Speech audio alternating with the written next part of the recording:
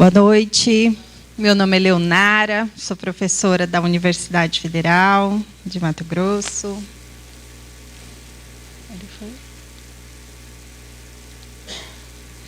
Bom, leciono no curso de enfermagem desde o ano de 2013, né? Sou egressa do curso de enfermagem, me formei aqui. Eu sou natural de Barra do Garças, eu cresci na imediação ali do Pitaluga, do APA, e subir a escadaria sempre foi uma das atividades que mais fez parte da minha infância e adolescência, era de fácil acesso, né? E prazeroso, gostoso, né? E é muito interessante, muito feliz para mim fazer parte, né, desse momento, para que estar compartilhando algumas informações com vocês.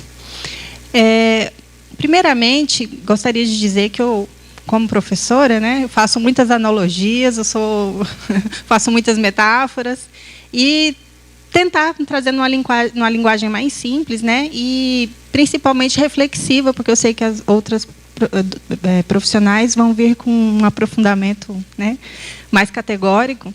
Então, a gente vai falar um pouquinho sobre doenças silenciosas. E para poder falar um pouco, né, dessas doenças silenciosas, eu pensei de trazer um pouco da experiência que eu vivi estando lá na guarita, né, do parque, aferindo pressão, fazendo ações de saúde em vários eventos que a gente já teve a oportunidade de participar junta, né, Cris? E eu pensei assim, eu falei, sabe o que eu acho interessante? Trazer vivências da realidade, exemplos do que eu consegui ver estando lá na guarita, né, da Escadaria da Fé, e compartilhar com vocês essas experiências, mas não no sentido de querer julgar, de dizer, olha, está errado, né? Mas de falar e refletir, falar assim, poxa, a gente está fazendo isso está acontecendo, será que é bom manter esse tipo de atitude, né? Num caráter reflexivo mesmo, né? E quando a gente fala dessas doenças silenciosas, né, são várias, mas eu pensei em abordar algumas aqui de forma bem ampla e geral, tá? Então a gente vai falar um pouquinho, né? Aqui tá a obesidade, mas a obesidade geralmente não é silencioso, né? Você vê, é visível, né, gente? Mas a principal, né, delas é a hipertensão, o diabetes e o sedentarismo. Ele não é uma doença, mas ele é um fator de risco que está presente em todos. A gente vai falar dele também, né? Bom, vamos falar da hipertensão. Então, vamos pegar o primeiro exemplo lá das situações reais que a gente viveu junto com alguns visitantes, né? Então, fazendo algumas ações lá, o pessoal chegava, a gente pedia para eles esperarem um pouquinho, aí falava, quer olhar a sua pressão antes de você subir? E eles falavam, não, minha pressão é sempre boa. Vamos dar uma olhadinha, então? Aí a gente dava uma olhada e estava alterada. E aí eles falavam assim, mas eu não entendo, a minha pressão sempre foi boa. E eu, qual foi a última vez que você olhou? Já tem mais de 3 anos. Né? Eu falava assim, nossa, 3 anos a vida da gente muda tanto, né? Nossos hábitos mudam, nosso corpo muda, nossa alimentação é influenciada, nosso metabolismo muda. Então, muitas coisas mudam na nossa vida em 3 anos. Então, o hábito de olhar, de aferir a pressão, de verificar como que está, né? De analisar se você tem no seu histórico familiares, né? A questão genética envolvida. Tudo isso é muito importante para quando a gente for falar dessas doenças silenciosas, né? Porque a doença silenciosa, gente, é como se fosse pensar que andar num carro. Já aconteceu aquela situação com vocês que você está andando, acelerando, e aí, de repente, esquenta e o carro para, né? E aí dá o maior problema lá no motor, que fica caro para caramba, já aconteceu comigo. Então, essas questões de pressão é assim também. Muitas vezes a gente nem sabe o que está acontecendo no nosso corpo. A gente não sente nada, né? A gente sempre fica esperando acontecer alguma coisa para a gente procurar, né, algum tipo de ajuda. E tem alguns sinais de alerta que pode ocorrer, né? Mas pode ser também, né, que as pessoas venham a ter o diagnóstico de pressão alta no futuro, sem não ter se atentado, ou não ter se observado, ou até mesmo não ter sentido nada de alteração. Porque o nosso corpo, de uma forma incrível, né, ele tem formas de ir se adaptando. né, de ir mascarando coisas que você começa a considerar como normais no seu dia a dia, tá?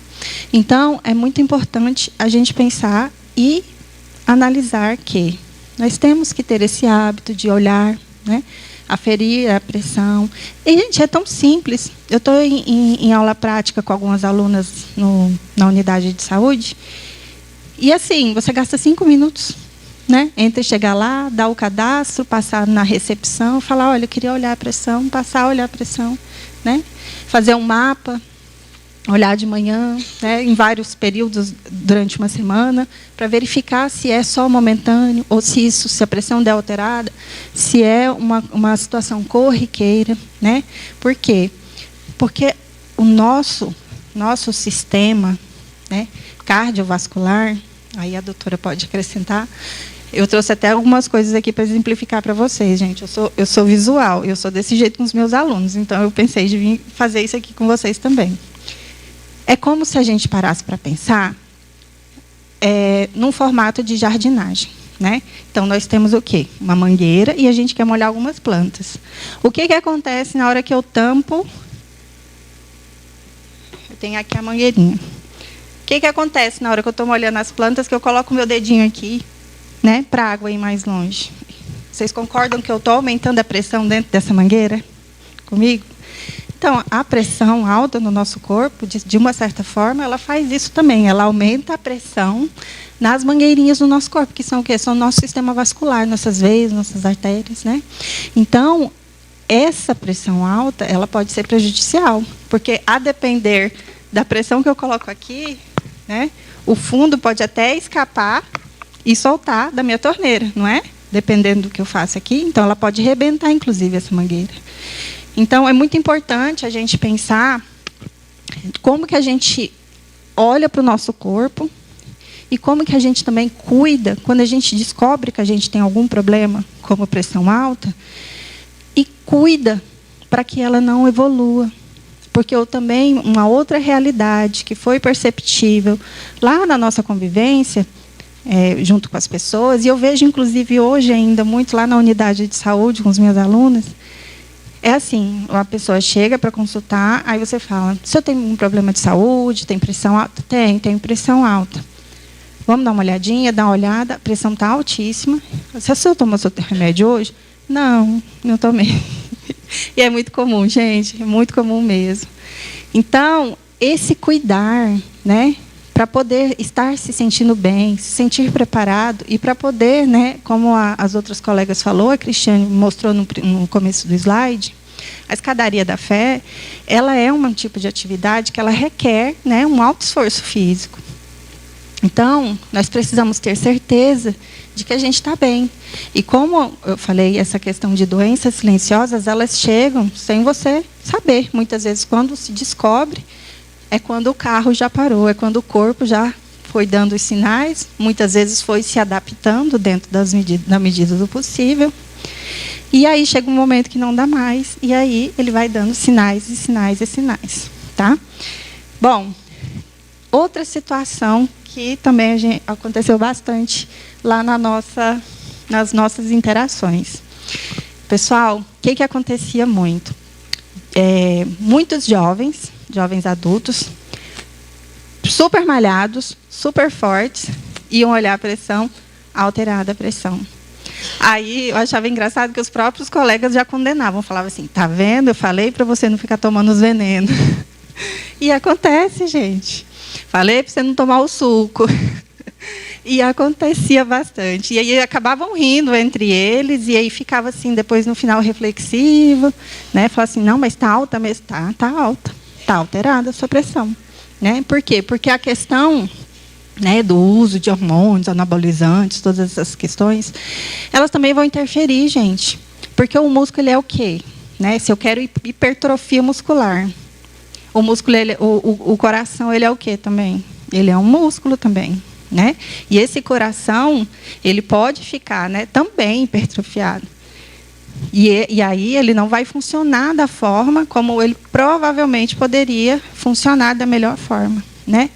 E uma coisa interessante que a gente tem que levar em consideração nessa situação é a questão da jovialidade, né? São pessoas jovens, pessoas saudáveis, aparentemente fortes, musculosas, né? E com os valores pressóricos alterados, tá? Então, isso foi uma coisa também que chamou bastante atenção na nossa convivência lá no dia a dia, estando na guarita, ferindo pressão do pessoal. Então, o que é interessante falar nesse sentido, né? Que as escolhas de hoje podem trazer consequências num futuro muito próximo, né? Então, essa reflexão é muito importante, porque quando a gente associa, né, substâncias que às vezes não são as ideais para o nosso corpo, sem acompanhamento médico, né? Inclusive somando com o uso de outras drogas, outras medicações, né, que vão ser hiperestimulantes, pode afetar a saúde de pessoas jovens, né? Que estejam assim, aparentemente todas saudáveis. Então, é um tipo de escolha que a gente tem que pensar bem, porque muitas vezes usar essas medicações, essas drogas, né, deixa o corpo lindo, formando um castelo por fora, né, mas e por dentro? Como estamos por dentro, né? O preço vale?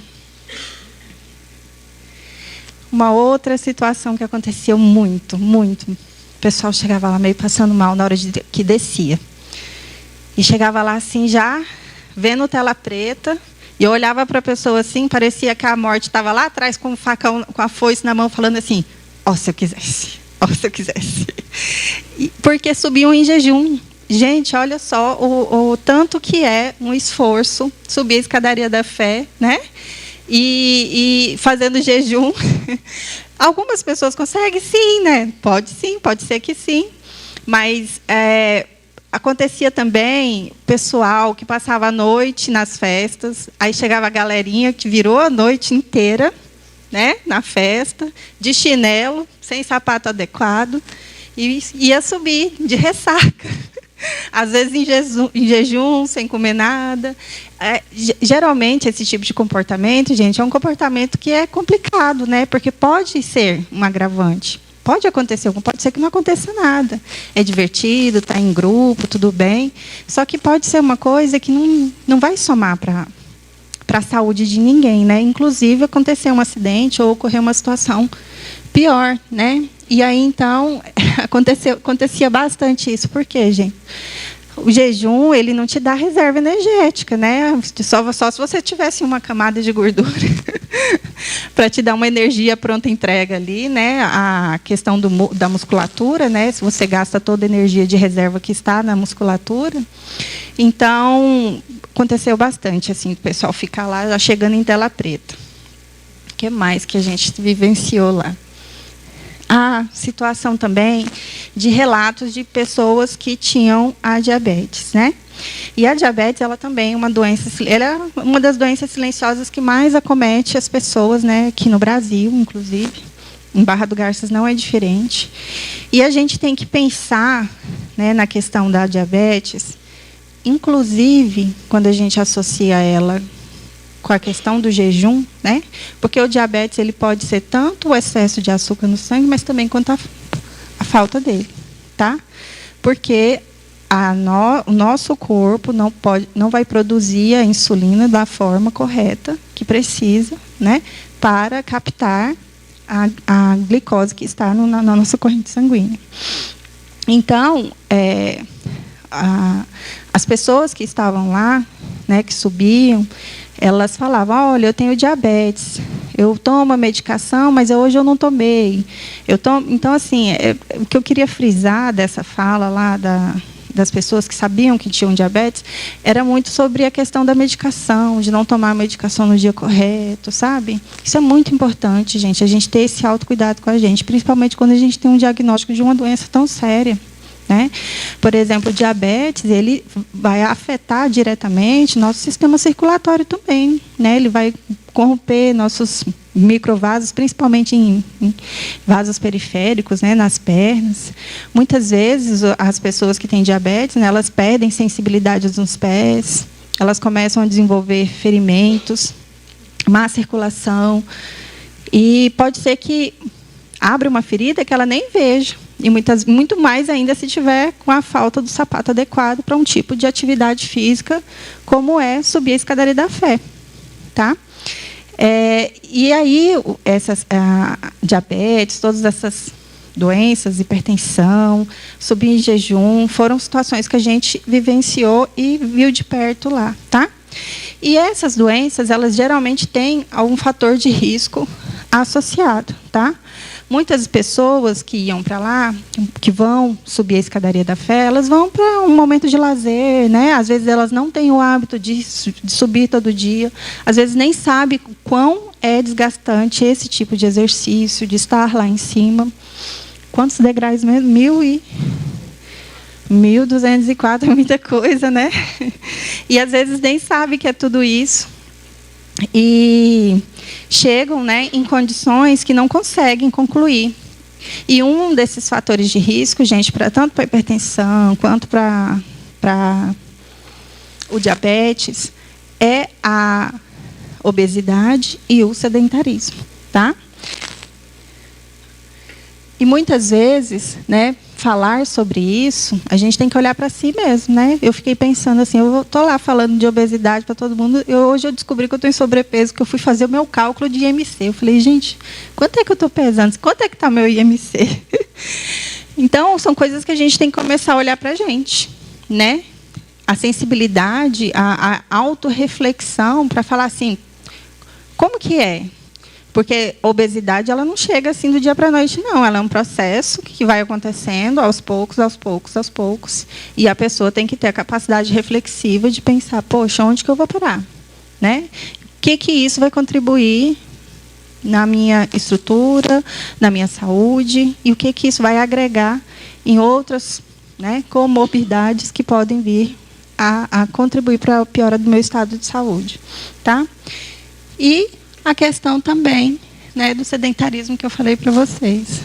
E como mensagem final, né, eu falo para vocês assim, analisem sobre as doenças silenciosas, pressão alta, diabetes, analisem se tem histórico na família, vão na unidade de saúde, dá uma ferida na glicemia, na pressão, né? Passem pela consulta médica antes de fazer um exercício que demanda bastante, né, esforço físico, porque muitas vezes a gente pode ter alguma situação que a gente ainda nem sabe, né? E às vezes ainda dá tempo de melhorar, dá tempo de não ficar dependente de remédio, de melhorar os hábitos de vida, e isso ainda se reverter a tempo antes de se tornar uma doença crônica. Aí vai ser aquela doença que você tem que tomar a medicação todo dia, no horário certo, e muitas vezes é o que as pessoas relutam fazer. Né? Aceita, viu que tem um diagnóstico, mas não aceita tomar a medicação, não aceita tomar no horário, toma de qualquer jeito, e às vezes isso também não colabora em nada. Né? Gente, é isso, a minha fala foi bem rapidinha, tá? Eu vou passar para a próxima.